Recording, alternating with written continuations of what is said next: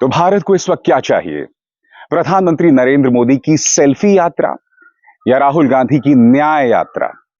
सबसे पहले दोस्तों मैं चाहूंगा कि आप इस तारीख पर गौर करें जो आपके स्क्रीन पर है। 14 जनवरी से 20 मार्च राहुल गांधी मणिपुर से अपनी भारत न्याय यात्रा शुरू कर रहे हैं। जी हां, करीब 6200 किलोमीटर, 14 राज्य, 85 जिले। यह होगी राहुल गांधी की न्याय यात्रा। और दूसरी तरफ बगैर यात्रा किए प्रधानमंत्री नरेंद्र मोदी की सेल्फी यात्रा शुरू हो रही है। चौंक गए ना आप? जी हां, खबर क्या है मैं आपको बताता हूं। अब भारतीय रेलवे स्टेशंस में दो किस्म के सेल्फी बूथ लगाए जाएंगे। एक अस्थाई सेल्फी बूथ और दूसरा परमानेंट यानी स्थाई सेल्फी बूथ। जो अस्थाई सेल्फी बूथ है उसकी कीमत होगी 1,25,000 और जो स्थाई सेल्फी बूथ है उसकी कीमत होगी 6,25,000। इसका क्या अर्थ हुआ? जब भी आप किसी रेलवे स्टेशन में जाएं तो आप प्रधानमंत्री नरेंद्र मोदी के पुतले के साथ एक सेल्फी बूथ में सेल्फी खिंचवा सकते हैं। पैसा किसका खर्च हो रहा है? भारतीय रेलवेज का। और वो पैसा कहां से आता है?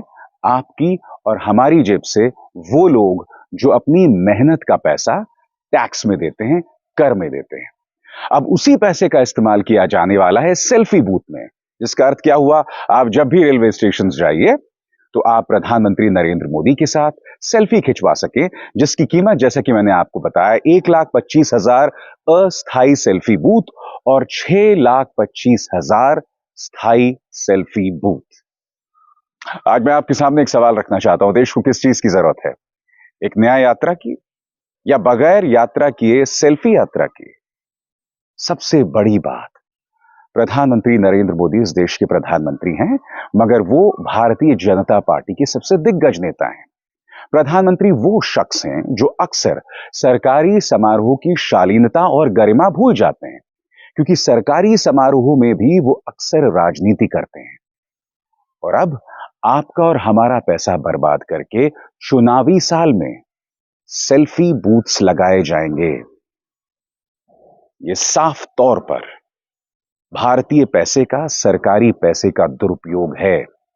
सरकारी पैसे का इस्तेमाल किया जा रहा है एक व्यक्ति का महिमा मंडन करने के लिए, जो आखिरकार भारतीय जनता पार्टी का सदस्य भी है।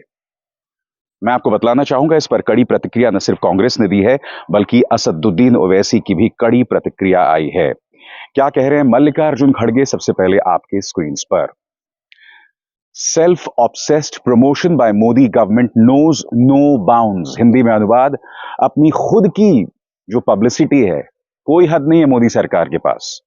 Absolutely brazen waste of taxpayers' money by installing Modi ji's 3D selfie points at railway stations. Taxpayer के पैसे का बेजा इस्तेमाल। Earlier, the blood and sacrifice of our brave soldiers was politically used by ordering the armed forces to install 822 such selfie points with a prominent cutout of Modi ji. Mallikarjun खड़गे कह रहे हैं इससे पहले भी हमारी सेना का इस्तेमाल किया गया था ऐसे ही 822 सेल्फी पॉइंट्स लगाने को लेकर, और वो भी टैक्स पेयर्स के पैसे की बर्बादी थी। मल्लिकार्जुन खड़गे आगे क्या कहते हैं? मोदी सरकार hasn't provided drought and flood relief to states. MNREGA funds for opposition ruled states are also pending. वो ये भी कहते हैं कि मोदी सरकार ने अब तक जहां बाढ़ आई है उन्हें राहत नहीं दी है। विपक्षी राज्यों को मनरेगा के फंड्स जारी नहीं किए हैं, मगर सेल्फी पॉइंट्स की शुरुआत की जा रही है, जिसकी कीमत जैसे कि मैंने आपको बताया 1,25,000 से लेके 6,25,000 पर सेल्फी बूथ है। But it has the audacity to generate splurge public money on these cheap election stunts. Cheap चुनावी स्टंट पर इस तरह से पैसा मोदी सरकार जो है वो बर्बाद कर रही है। तो एक तरफ प्रधानमंत्री नरेंद्र मोदी की सेल्फी यात्रा है और दूसरी तरफ राहुल गांधी की यात्रा शुरू होने वाली है। सबसे पहले मैं आपको बता दूं कि कांग्रेस की निगाह से इसके मायने क्या हैं। सुप्रिया श्रीनेत का यह ट्वीट है। वो कहती हैं 6,200 किलोमीटर से ऊपर मणिपुर से मुंबई तक 14 राज्यों 85 जिलों से गुजरने वाली इस यात्रा का लक्ष्य है न्याय, आर्थिक न्याय, सामाजिक न्याय, राजनीतिक न्याय। आज देश को न्याय चाहिए, हर अन्याय के खिलाफ न्याय चाहिए, युवाओं के भविष्य के लिए न्याय चाहिए, महिला अपराध के खिलाफ न्याय चाहिए, धरती का कलेजा फाड़कर अनाज उगाने वाले किसानों के लिए न्याय चाहिए, शोषित वंचित दलितों पिछड़ों को न्याय चाहिए। दरअसल राहुल गांधी न सिर्फ इस न्याय यात्रा को अंजाम देने वाले हैं, मगर पिछले कुछ दिनों में मैं आपको बतलाना चाहूंगा उन्होंने दो अहम मुलाकातें की हैं। उनकी बहन ने साक्षी मलिक और बजरंग पुनिया के साथ मुलाकात की थी, इसकी तस्वीर आपके सामने है। और न सिर्फ वो, बल्कि राहुल गांधी झज्जर गए थे। वहां पर उन्होंने किसानों के बेटों यानी हमारे पहलवानों के साथ मुलाकात की थी। और जैसे कि आप देख सकते हैं, बजरंग पुनिया के साथ दो दो हाथ रेसलिंग रिंग पर भी आजमाए। आप जानते हैं, इन तस्वीरों में मुझे ये तस्वीर बहुत पसंद आई। इसमें आप देख सकते हैं कि बजरंग पुनिया उनके ऊपर हैं और राहुल गांधी जमीन पर लेटे हुए हैं। आप जानते हैं, कोई और राजनेता होता तो वो ये दिखलाता कि उसने बजरंग पुनिया को ही पटखनी दे दी है, मगर राहुल गांधी जानते हैं कि बजरंग पुनिया को वो 7 जन्मों में पटखनी नहीं दे सकते। किसान का बेटा है, हमारा पहलवान है, हमारा मेडल विजेता पहलवान है, इसीलिए उनकी इज्जत करते हुए वो इस तस्वीर को पोस्ट कर रहे हैं। इस तस्वीर को पोस्ट करके उनकी मर्दानगी कम नहीं हो जाएगी। मगर हां, कुछ नेता हैं जो अपनी मर्दानगी को दिखाने का कोई मौका नहीं छोड़ते हैं। महिला पहलवानों के साथ नाइंसाफी होती रहती है, खामोश रहते हैं। मणिपुर में गृहयुद्ध चलता रहता है, खामोश रहते हैं। कश्मीर में आम कश्मीरी से लेकर सेना का जवान, किसी की जान सुरक्षित नहीं रहती है, खामोश रहते हैं। मगर चलिए, राहुल गांधी यहां पर न्याय यात्रा की शुरुआत कर रहे हैं। 6200 किलोमीटर चल रहे हैं। बड़ा सवाल ये कि क्या इसका फायदा राहुल गांधी को मिलेगा? क्या राहुल गांधी की यह न्याय यात्रा प्रधानमंत्री की सेल्फी यात्रा के सामने टिक पाएगी? क्योंकि देखिए, मुद्दा सिर्फ सेल्फी यात्रा का नहीं है। समानांतर तौर पर आप देख रहे हैं राम मंदिर के उद्घाटन को लेकर जिस तरह की राजनीति की जा रही है। पूरा महिमा मंडन जो है वो प्रधानमंत्री का होगा। उस दिन प्रधानमंत्री पूरे देश को संबोधित करेंगे 22 जनवरी को। सारे कैमरेज उन पर होंगे। शायद हमारे श्रद्धेय श्री राम से ज्यादा तवज्जो प्रधानमंत्री नरेंद्र मोदी को दी जाएगी। इसलिए राहुल गांधी की राह बहुत मुश्किल है, कठिन है, और कभी कभी उनके लिए जीत नामुमकिन दिखाई देती है। मगर विपक्ष को लगातार कोशिश करनी होगी, विपक्ष को लगातार मुद्दे उठाने होंगे। और अगर वो मुद्दे उठाती रहेगी तो चुनौती देने की स्थिति में दिखाई देगी। मगर अगर अभी से हाथ पांव डाल के बैठ जाएंगे या फिर भारतीय जनता पार्टी के पाले में आकर खेलेंगे, जो कमलनाथ ने किया था, कब? मध्य प्रदेश के चुनावों में, या दिग्विजय सिंह ने मध्य प्रदेश के चुनावों में किया था, जब दिग्विजय सिंह पीएफआई की बात कर रहे थे, हिंदू मुस्लिम बात कर रहे थे, या फिर कमलनाथ जो है नतमस्तक हो रहे थे धीरेन्द्र शास्त्री के सामने। इसे कहते हैं भाजपा के पाले में आकर खेलना। मगर अगर आप मुद्दे उठाएंगे, लोगों के मुद्दे उठाएंगे, पहलवानों के साथ नाइंसाफी, कश्मीर में जो चल रहा है वो, युवाओं के साथ जो हो रहा है, सबसे बड़ी बात, छत्तीसगढ़ में सत्ता पलटती है और हसदेव जंगलों को काटना शुरू हो जाता है। आरोप किसी और पर नहीं लग रहा है दोस्तों, प्रधानमंत्री के परम मित्र पर लग रहा है। कहने का अर्थ यहां पर साफ है, मुद्दे उठाने होंगे, मुद्दे से बचा नहीं जा सकता।